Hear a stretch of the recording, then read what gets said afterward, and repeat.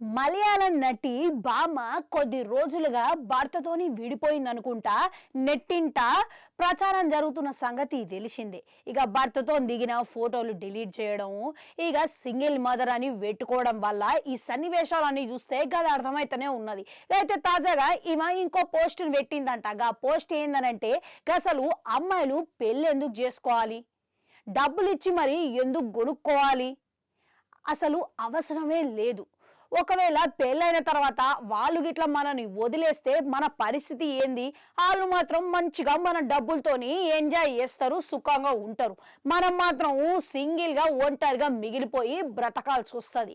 ఇక మన జీవితంలో వచ్చిన వాళ్ళను మనకి తగ్గట్టుగా మలుచుకునే లోపే జీవితమే అయిపోతుంది. ఇక ఆ తర్వాత చేసేది ఏం ఉండదు అనుకుంటా రాసుకొచ్చింది.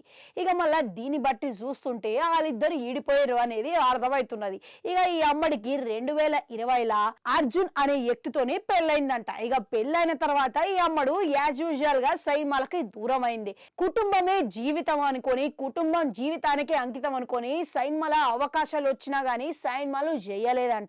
ఇక వీళ్ళిద్దరికి ఒక కుమార్తె కూడా పుట్టిందంట. ఇక గౌరీ అనే పిల్ల పుట్టిందంట. ఆ గౌరీ అనే పిల్ల పుట్టిన తర్వాత వీళ్ళిద్దరి మధ్యలో విభేదాలు రావడంతో ఇద్దరు దూరం అయిపోయారంట. ప్రస్తుతం ఈ పిల్ల తల్లి దగ్గరనే ఉంటున్నదంట. మళ్ళా ఇట్లాంటి పరిస్థితుల్లో ఈమె మళ్ళా సైన్మాలకి కంబ్యాక్ ఇస్తుందా అన్నది చూడాలి. ఇక ప్రస్తుతం చూసుకుంటే పెళ్ళైన బామ్మలకే ఎక్కువగా ప్రయారిటీ ఇస్తున్నారు, ఎక్కువ అవకాశాలు వస్తున్నాయి. ఇది ముఖ్యంగా మన తెలుగులో చూస్తూనే ఉన్నాము. ఇక ఒకప్పట్లో బాలీవుడ్లో ఇట్లాంటి ట్రెండ్ మనకు కనిపించేది, కానీ ఇప్పుడు తెలుగులో మాత్రం ఇవి ఎక్కువ కనిపిస్తున్నాయి. ఇక మన కాజల్ అగర్వాల్, సమంతాన్ గిట్లా చూసుకొస్తూనే ఉన్నాం కదా, సెకండ్ ఇన్నింగ్స్ మొదలు పెట్టినా కానీ మస్తుగా బిజీగా పనిచేస్తున్నారు. ఇక ఇప్పుడు మళ్ళా ఈ భామ కూడా తెలుగులో ఒక ప్రయత్నం చేస్తే మంచిగా ఉంటుందనే టాక్లు అయితే వినబడుతున్నాయి. అవు మీకు ఇట్లా పెళ్లి మీద ఎట్లాంటి అభిప్రాయం ఉన్నది అనేది కమెంట్లో కమెంట్ పెట్టుర్రి. అట్లనే అడగంటుంటే అది కూడా నొక్కరి మళ్ళీ వస్తా.